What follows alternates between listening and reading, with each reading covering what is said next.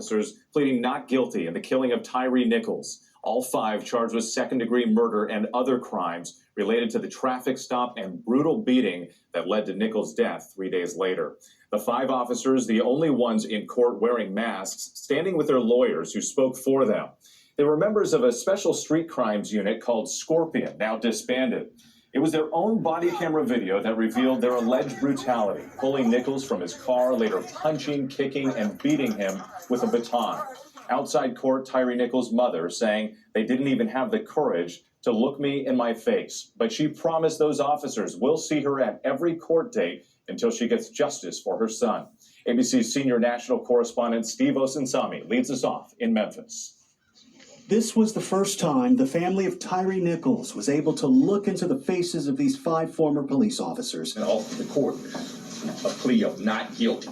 But they were all wearing masks as they entered pleas of not guilty in this Memphis courtroom. They didn't even have the courage to look at me in my face after what they did to my son.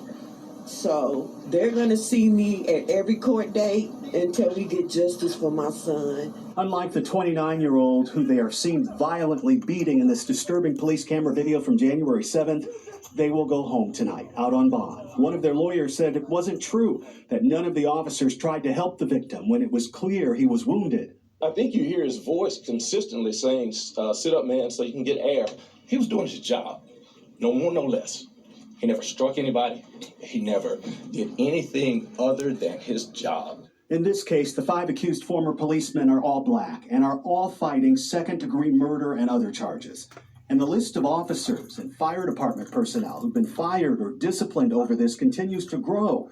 4 other first responders have now lost their jobs, and 9 more are under investigation. This is where he was. It was a tough day for the family. Before today's hearing, they met at a memorial still on the street corner where their son called out for his mother. Painful day for the family there. Steve Osunsami joining us now from Memphis. And Steve, there could be even more potential fallout from this case moving forward.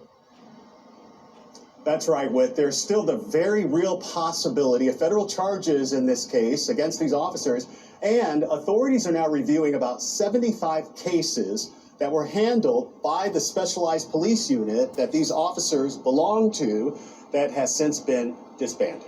Whit?